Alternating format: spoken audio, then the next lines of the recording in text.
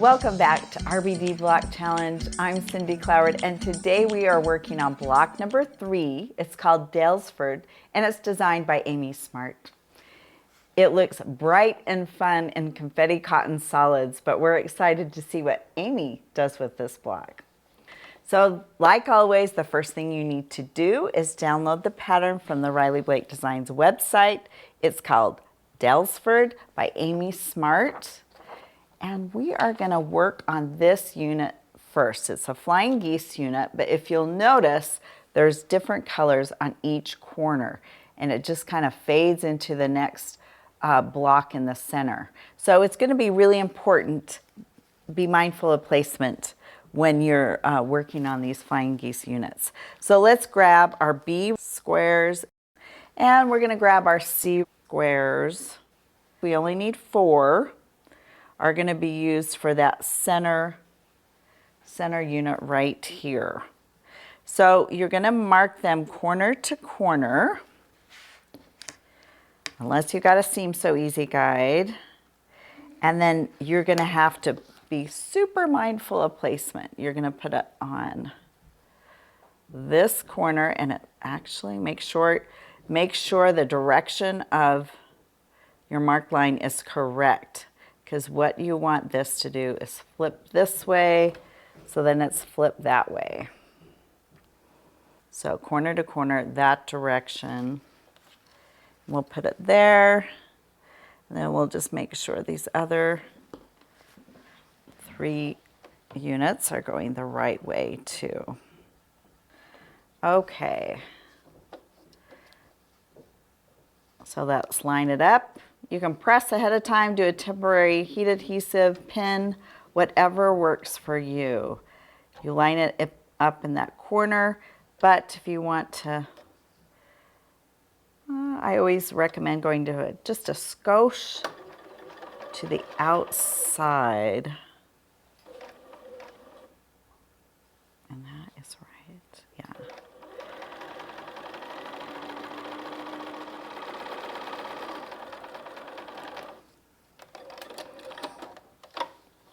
All right, let's clip our threads.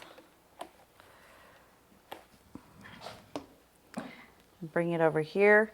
And now, before we trim and cut, let's just verify, yep, that's going the right way. You can look on your pattern.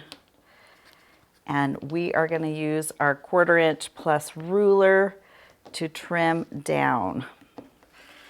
Okay, last one, and then we'll go to our pressing station. Flip those open. After we give them a nice little set our stitches, let's just press that open.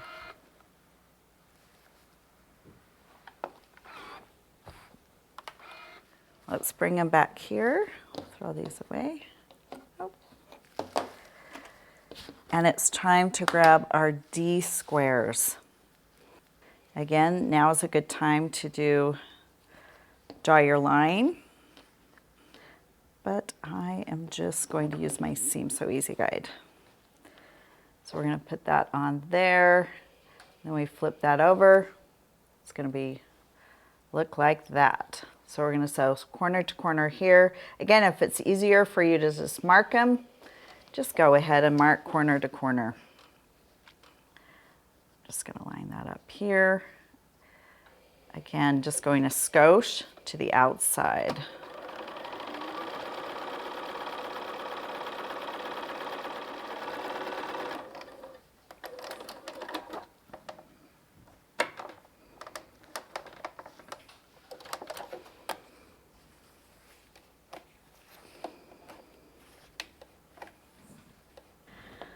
All right, let's trim those down to our 1/4 inch. This is just a quick and easy way.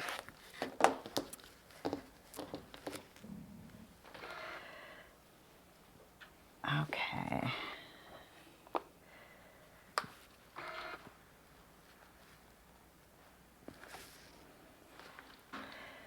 And that looks beautiful. We want to see about a 1/4 inch down to that tip. All right, these are ready to go. They should measure a 3 by 5.5. You can always bring in your 5.5 and just make sure they're good to go. And make sure that tip is a 1/4 inch up. And that looks good. These are good to go. We're gonna put them to a side. Now, step number 4, we're gonna take our E and our F. And again, choose one that you're gonna mark corner to corner.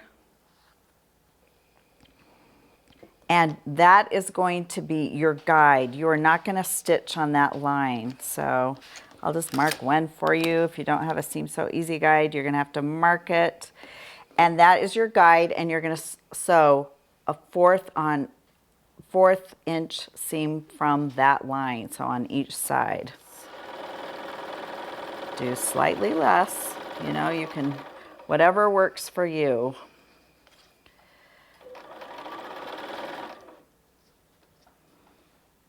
And then if you don't mark it, you're gonna line it up on a 1/4 inch on the side. Go down like that, cut your threads, put it on the corner, line it up. Okay, let's put that down, clip our threads.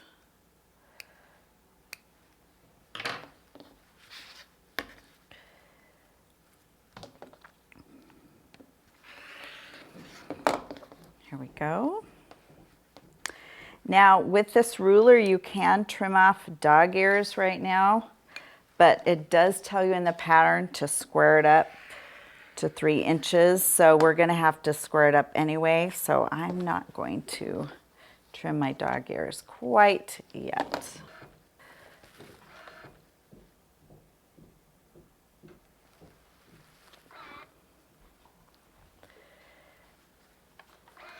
Just make sure, oops, I'll put that over there. Make sure we're pressing to the same color. So I'm pressing toward the orange because we're gonna make a little pinwheel, and I think it might matter. So let's press to the orange. All right, so we've got our little 1/2 square triangle units here, and the pattern says to square up to 3 inches. Now, all of our trim up rulers are 3.5. So I'm gonna get one of these, our other rulers, and we'll square it up this way. So I pull it into the corner like this, and it's almost 3. So I trim very little. And then we're gonna have to get this little dog ear. Now if we hadn't, we could have trimmed our dog ears before, but it's okay if we're doing it right now. Put it right there in the corner and square it to 3.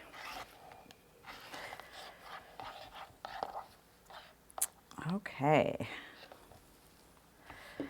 Let's clean up our little workspace. I'll put this underneath. And now to make this unit right here, the green is going to go on this side, the orange on that side, and then we're going to grab this fuchsia piece and we're going to put it across here. And we're going to make a 1/2 square triangle. See, I've already previously marked this. So when you trim down, you're going to get that. That's what that unit's going to look like. So if it helps to mark this to make sure they're going the right way, do it. And I'm going to mark that. Make sure, yep. And that. Got to make sure I'm going all the right way.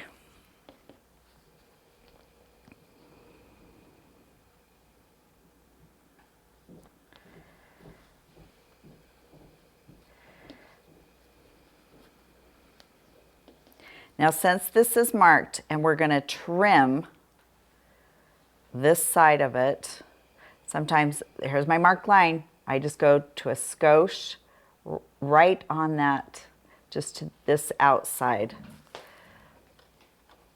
So we have a really nice squared up unit when we flip it over.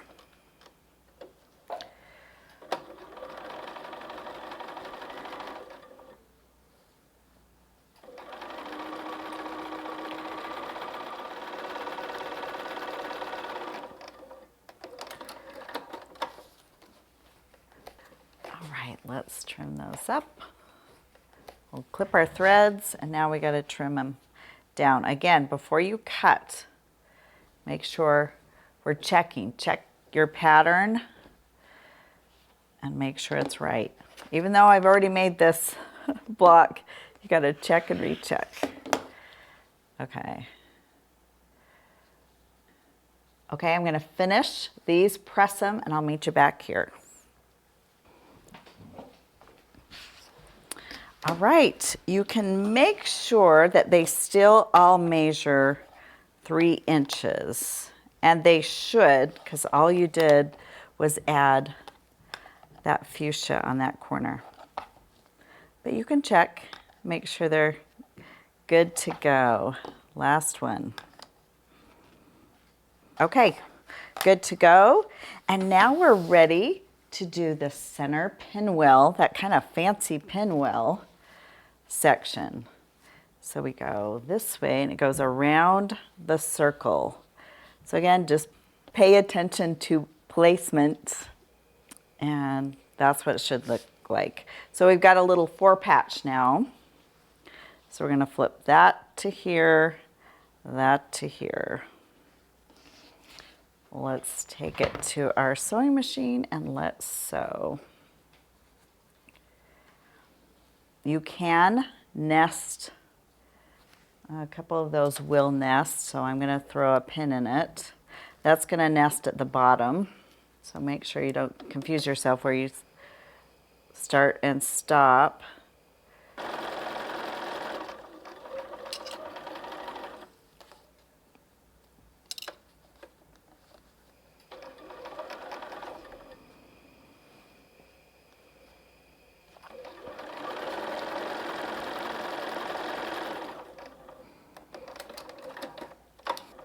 Bring it back to your design board, open up.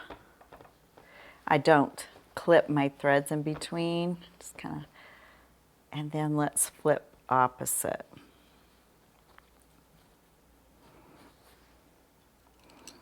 Again, if you like to open up your seams, go for it, but I do not open up my seams, I just nest them.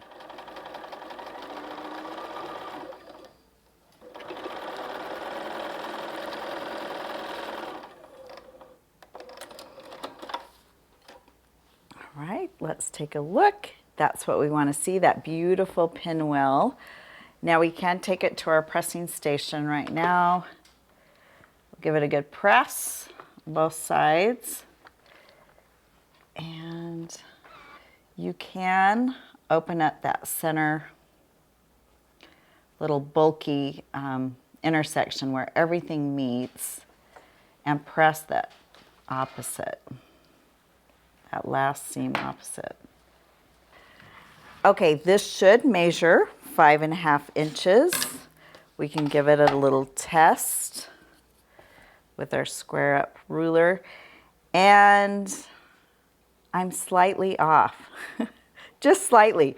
So you can either check your seams and re-sew if you took too much of a scant seam and it's larger, or if it was pulling in and you took too much of a generous seam, you can adjust, or you can just give it a little trim. There's no points I need to worry about, so I am going to just trim down and it'll be the perfect size when I'm done trimming. Just make sure it holds still. There you go. It's just a few threads, but now that is the perfect size, 5.5 inch squared up. That's why it's important to check and trim along the way, because they were the right size block before I sewed them together. Okay, and now it's time to lay out your flying geese, and look at the pattern within the pattern. It makes a very interesting pattern. So that's what you want to see. You want to see the fuchsia extended as well as the orange extended into those outside units. And then we just put the little squares on the four corners. And we're ready to assemble our block. Now I am not going to do like chain piece these. I'm going to do one section at a time. And I'm going to show you why. Because you do want the points to line up with this center seam. So when I am looking at this, kind of just eyeball it, and that center seam right there, I kind of line it up with that point right there, and then I'm going to pin it. Now you're welcome to pin the outside edges. I'm choosing not to, and I'm going to do the same thing here. So see that point? I'm going to just line it up with that center seam.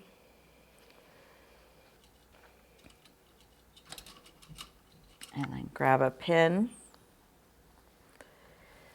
and pin it. Again, if you want to pin your outside edges. Now when I'm sewing this, I want to make sure I'm not going into that point and cutting off my point.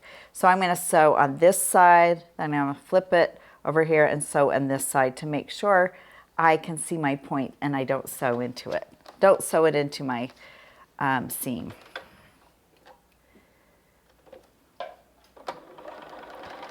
Which usually means I'm doing a scant less than a 1/4 inch seam allowance. Right there.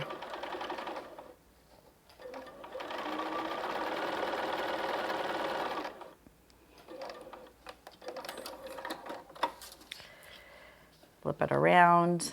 I'm going to have to give it just a little bit of a tug to line up with that side right there. Okay, let's take it to our pressing station. We open it up and that's lining up there. We open it up and it's lining up there. So that is good to go.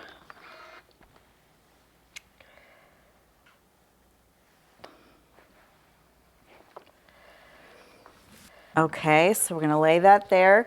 Now let's just flip these two over. We can hurry and piece these.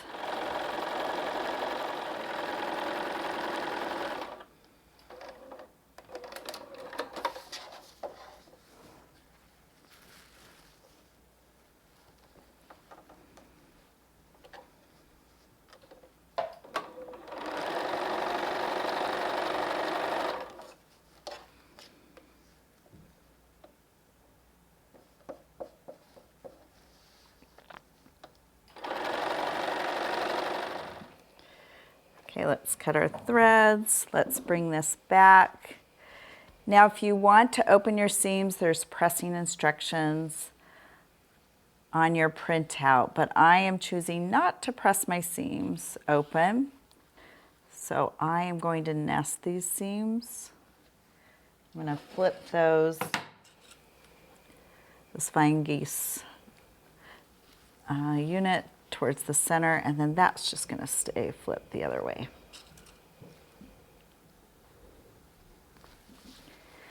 Okay, I'm going to do the same thing here.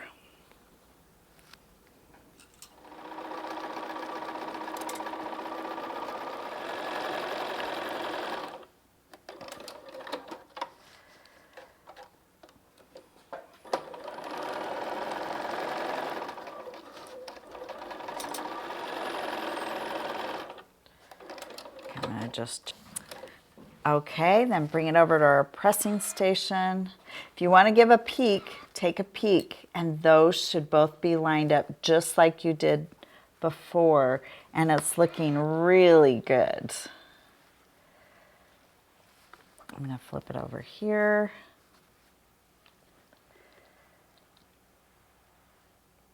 And then we can open it up, the big reveal. This is the best part, right? The last press. And look at that. You know what we have to do. The last thing we need to do is square up our block with our 10.5-inch trim it ruler. Let's take a look. How did we do? Can I line everything up?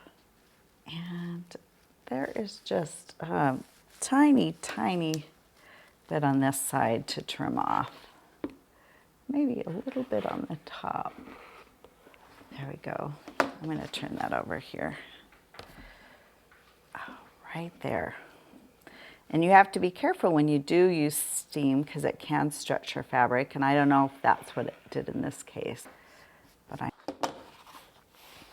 And the Daylesford Quilt Block by Amy Smart is finished. It's going to be a lot of fun to see what Amy does with this quilt block. Thank you for following along and joining us. Make sure to use the hashtag RBD Block Challenge and join us next time for block number 4. It's called Frame Star by Fran Gulick.